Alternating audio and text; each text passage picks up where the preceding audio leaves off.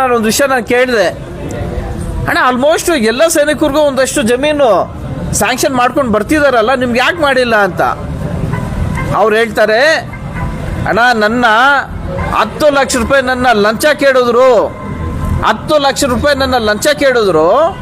ಆ ಲಂಚ ನಾನು ಕೊಡುವಂಥ ಸಮಯದಲ್ಲಿ ನಾನು ಈ ಒಂದು ಅಧಿಕಾರಿಗೆ ನಾನು ಇನ್ಫಾರ್ಮೇಶನ್ ಕೊಟ್ಟು ಅವ್ರು ಕೊಡುವಂಥ ಸಮಯದಲ್ಲಿ 1 ಲಕ್ಷ ರೂಪಾಯಿ 5 ಲಕ್ಷ ರೂಪಾಯಿ ಒಂದು ಟೈಮಲ್ಲಿ ಕೊಡಬೇಕು ಅಂತ ಕೇಳಿದಾಗ ನಾನು 1 ಲಕ್ಷ ರೂಪಾಯಿ ಕೊಡುವಂಥ ಸಮಯದಲ್ಲಿ ಈ ಒಂದು ಸರ್ವೇಯರು, ಗ್ರಾಮ ಸಹಾಯಕ, ಒಬ್ಬ ರೈತ ಮುಖಂಡ ಈ ಲಂಚನ ಕೇಳಿರೋವಂಥವ್ರು ಇವರು ಒಂದು ಬಲೆಗೆ ಬೀಳ್ತಾರೆ. ಆವತ್ತೇ ನಾನೇನಾದರೂ 10 ಲಕ್ಷ ರೂಪಾಯಿ ಲಂಚ ಕೊಟ್ಟಿದ್ರೆ ಇವತ್ತು ನನಗೆ ಯಾವತ್ತೂ 4 ಎಕರೆ ಜಮೀನು ಬರ್ತಿತ್ತಣ್ಣ. ಆದರೆ ಆ ಒಂದು ಲಂಚ ಕೊಡೋದಕ್ಕೆ ನಾನು ಅಂಥ ಇಂಥ ಸಾಮಾನ್ಯ ವ್ಯಕ್ತಿ ಅಲ್ಲ, ನಾನು ದೇಶ ಕಾದಂಥ ನಾನು ಯೋಧ. ನಾನು ಒಬ್ಬ ಯೋಧನಾಗಿ ಲಂಚ ನಾನು ಕೊಡೋದು ಸರಿನಾ, ಲಂಚ ನಾನು ತೊಗೊಳೋದು ಸರಿನಾ? ನನ್ನ ಮನಸ್ಸು ಒಪ್ಪಲಿಲ್ಲ ಲಂಚ ಕೊಡೋದಕ್ಕೆ.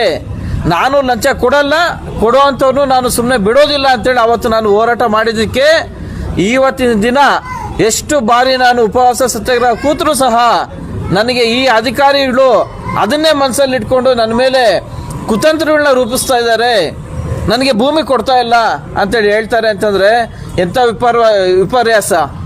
ನಮ್ಮ ಭಾರತ ದೇಶದಲ್ಲಿ, ನಮ್ಮ ಸಂವಿಧಾನದಲ್ಲಿ 1969ರ ಕಾಯ್ದೆಯ ಪ್ರಕಾರ ಮಾಜಿ ಸೈನಿಕರಿಗೆ ಭೂಮಿ ಮಂಜೂರು ಮಾಡಬೇಕು ಅಂತೇಳಿ 10ರಷ್ಟು ಭೂಮಿಯಲ್ಲಿರುವಂಥದ್ರಲ್ಲಿ 10% ಅಷ್ಟು ಭೂಮಿನ ಮಾಜಿ ಸೈನಿಕರಿಗೆ ಕೊಡಬೇಕು ಅಂತೇಳಿ ಆದೇಶ ಇದೆ.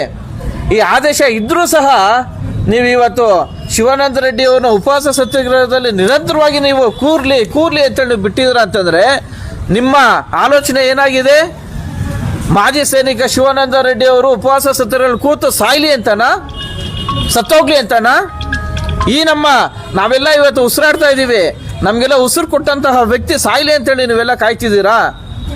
ಈ ಕೂಡಲೇ ಈಗಾಗಲೇ ಎಲ್ಲ ಸಂಘದ ಪರಿವಾರದವರು, ಎಲ್ಲ ರಾಜಕೀಯ ಮುಖಂಡರು ಇಲ್ಲಿ ಬಂದು ಅವ್ರಿಗೆ ಒಂದು ಬೆಂಬಲನ ವ್ಯಕ್ತಪಡಿಸಿದ್ದಾರೆ. ಅದೇ ರೀತಿಯಲ್ಲಿ ನಾವು ಕೂಡ ಇವತ್ತು ನಾವು ಬೆಂಬಲ ವ್ಯಕ್ತಪಡಿಸೋದಕ್ಕೆ ನಾವು ಬಂದಿದ್ದೀವಿ. ಯಾವುದೇ ಕಾರಣಕ್ಕೂ ಇವತ್ತು ನಾವು ಮಾತಾಡ್ಬಿಟ್ಟು ನಾವು ಹೊಟ್ಟೋಗ್ತೀವಿ ಅಂತೇಳಿ ನೀವು ಯಾವುದೇ ಕಾರಣಕ್ಕೂ ಅಧಿಕಾರಿಗಳು ತಿಳ್ಕೊಬೇಡಿ. ನಿಮ್ಮ ಬಂಡವಾಳ ಆಚೆಗೆ ಎಳಿತೀವಿ. ಇವತ್ತು ಯಾರು ಈ ಅಧಿಕಾರಿಗಳು ನಮಗೆ ಭೂಮಿ ಮಂಜೂರು ಮಾಡೋದಕ್ಕೆ ನಮ್ಮಲ್ಲಿ ಜಮೀನಿಲ್ಲ ಅಂತೇಳಿ ಯಾರು ನೀವು ಹೇಳ್ತಾ ಇದ್ದೀರಾ, ಈ ಒಂದು 2 ವರ್ಷ 3 ವರ್ಷಗಳಿಂದ ನೀವು ಯಾರಿಗೆ ಭೂಮಿ ಮಂಜೂರು ಮಾಡಿದ್ದೀರಾ, ಅವರು ಯಾವ ವೃತ್ತಿಗಳಲ್ಲಿದ್ದಾರೆ, ಅವರು ಎಲ್ಲಿಂದ ಬಂದಿದ್ದಾರೆ, ನೀವು ಅವ್ರ ಹತ್ರ ಎಷ್ಟು ಲಂಚ ತೊಗೊಂಡು ನೀವು ಮಾಡಿದಿರ ಅನ್ನೋದನ್ನ ನಾವು ಆಚೆಗೆ ಎಳಿತೀವಿ. ನಿಮ್ಮ ಬಂಡವಾಳನ ಎಳಿತೀವಿ. ನಿಮ್ಮ ಅಧಿಕಾರಿಗಳಿಗೆ ಈ ಕಾನೂನಾತ್ಮಕವಾಗಿ ಏನು ಶಿಕ್ಷೆ ಕೊಡಬೇಕು ಅದನ್ನು ಕೊಡಿಸೋಂಥ ಕೆಲಸ ನಾವು ಕೈಗೆತ್ಕೊಳ್ತೀವಿ. ಈ ಕೂಡಲೇ ನೀವೇನಾದರೂ ಶಿವಾನಂದ ರೆಡ್ಡಿ ಅವರ ಉಪವಾಸ ಸತ್ಯಾಗ್ರಹನ ಕೈ ಬಿಡುವಂಥ ಕೆಲಸ ಮಾಡಲಿಲ್ಲ ಅಂತಂದರೆ ನಿಮ್ಮ ಬಂಡವಾಳನ ಆಚೆ ಎಳೆಯುವಂಥ ಕೆಲಸ ನಾವು ಮಾಡ್ತೀವಿ. ಎಷ್ಟು ವರ್ಷಗಳಿಂದ ನೀವು ಅಧಿಕಾರಿಗಳು ಇಲ್ಲಿ ಟಿಕಾಣಿ ಹಾಕಿ ಕೂತಿದ್ದೀರಾ, ಇದರ ಪಟ್ಟಿ ಕೂಡ ನಾವು ಎಳಿತೀವಿ ಅಂತೇಳಿ ಈ ಸಂದರ್ಭದಲ್ಲಿ ನಾನು ಹೇಳೋಕೆ ಇಷ್ಟಪಡ್ತೀನಿ.